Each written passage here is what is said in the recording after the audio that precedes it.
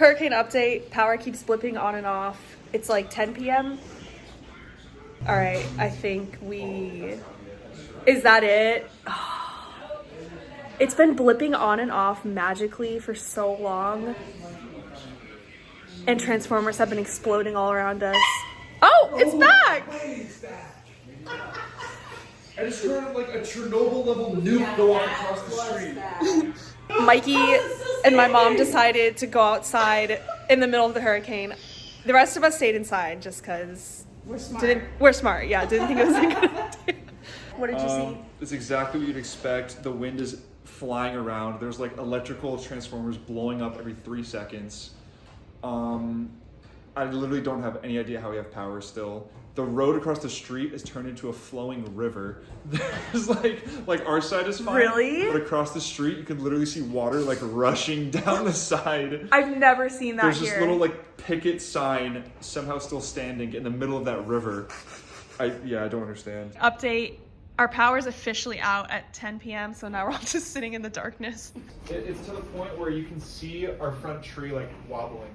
Oh, really? What? Nothing like it's very sturdy, but you can tell it's like jostling a little bit. What time is it? 10:42. 10:42, and in fact, it worked out exactly. I don't want to say planned because I didn't plan it that way, but it was exactly what I thought.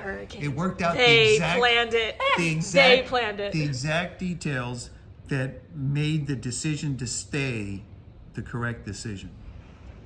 So that decision has been validated here, basically. And it wasn't luck, it was science and using your reasonabilities. Wind 43 miles per hour, 74 miles. So the house next door looks like there's a lake in front of the house. Oh, the tree's still there. Time to set up the generator. Yep. That fence is gone.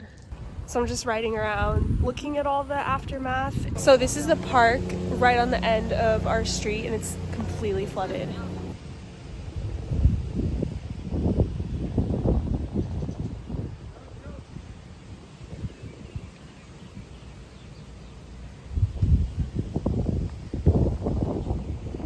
There's a guy here who says he walks his dog here and he's never seen it like this before.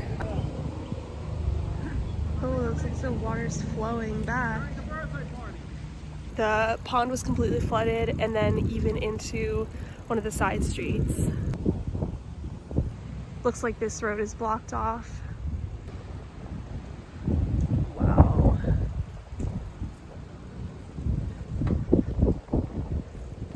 Yep, this road completely flooded.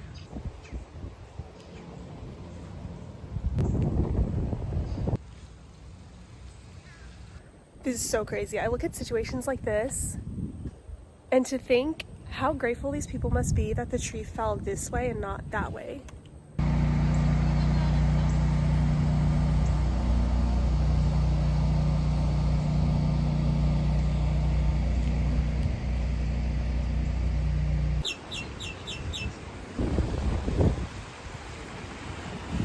This is the area we came to yesterday as the storm was just starting and the winds were picking up. It's crazy the difference a day makes. To think I'm standing in the same spot, winds were getting crazy yesterday, waves crashing around, and today it was just peaceful, nice, sitting on a bench, a nice breeze, nice cool breezy air for once. The difference a day can make. It just reminds me whatever's happening in life, it's gonna get better. I mean, I know not to minimize the destruction a lot of people went through. Eventually, it will get better. We rebuild, we restore. Communities come together. This is the road we drove down yesterday to come to Bayshore, and it was flooded, so we went around a different way. Of course, it's still flooded now, and people are just driving through, but I'm not riding my bike through this floods. It's definitely going to be a lot of major cleanup to do with these big trees falling into roads. The good thing is I keep noticing that they fall away from the houses, so that's really good for the people who didn't have trees fall on their homes. I haven't seen any so far that like fell into a house.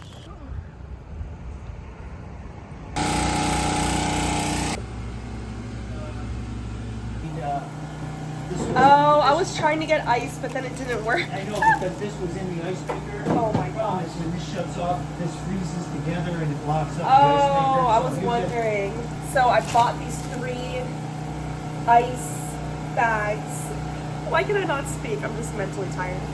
3 bags of ice because I saw this meme online multiple times shared of a hurricane hack.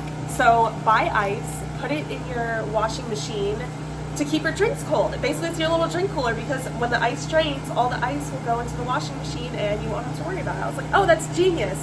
Forgetting that we have a generator that generates the freezer and the refrigerator. So now I just have 3 bags of ice for using the ice inside my drinks, I guess. So funny. We're just extra prepared here. So we have 3 bags of ice in the freezer plus a whole cooler full of ice. This happens every single hurricane. The people right down the street have power from us. I think the people on the block over from us have power. We're always the last ones to get it back for some reason. That's funny. I was just talking to this woman. She's standing outside in her driveway. And I started talking to her. I was like, hey, you guys have power already, but we don't. And she was just talking to me for a while, and it was so nice. She's lived here since 1995, and she's so funny. One thing I love, it sounds so weird, like I love about hurricanes, but when we have these things we all collectively go through together, it really unites communities in a way like never before, because all of a sudden now you're all going through this together in the same place, going through the same thing, helping each other out. People are talking to each other more, helping each other, looking out for each other. I was telling her, I'm like, I don't really know these neighbors. It's kind of a shame that it takes hurricanes to bring us together like never before, because otherwise everyone's just living their life. You're in your house, you get in your car, you go to where you need to go, you come back, you go back in your house. Florida's really hot, so it's not like everyone's just hanging out outside all the time. But the weather's so beautiful now, it's cool, it's breezy. It's kind of a shame that it takes like this disastrous event to bring people together and have nice weather. I'm trying to sleep, and all I hear outside is the generator from the neighbors, and my dad didn't want to run the generator all night because he says it's too loud, but now I still have to hear a generator going all night, and I don't have a fan blasting, and I don't have AC, and I'm just roasting in a hot room. But I guess my life could be a lot worse right now, so I shouldn't be complaining.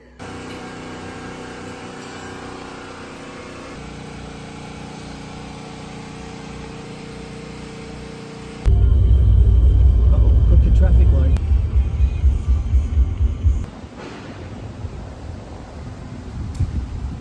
Milton officially over. We're back picking up the cars. We parked them. Well, I parked my friend Olivia's car because she's zone A, and Dad's Tesla, because obviously you don't want any flooding and possible fires happening.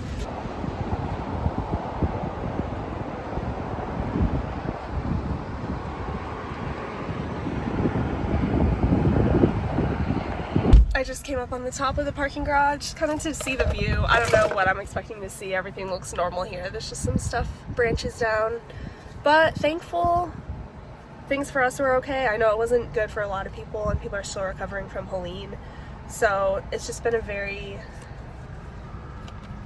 a lot for Tampa people. I know there's been a lot of massive damage in other places as well, but not minimizing anyone's pains or problems. I know a lot of people commented on one of my shorts of the aftermath of the flooding. They're like, oh, well, that's nothing because here we had it much worse. I'm like, okay, I'm sure everyone has their own level of how bad things were, and how bad it might be for you doesn't take away how bad it might be for someone who also has to rip out the whole first level of their floors and lost everything on the first level of their home because they're next to a pond that overflowed and they weren't expecting that. So everyone's been going through something.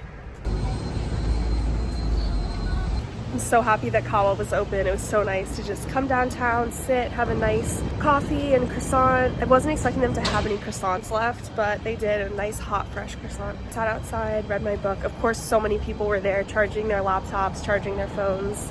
So many people still don't have power, but downtown, I heard, because their power lines are all underground, that they're fine. Yeah, when you've been stuck, trapped in a hot house with no AC, it's just nice to get out and be able to walk and enjoy the fresh air and sit outside a coffee shop, reading a book, feeling like life is normal again.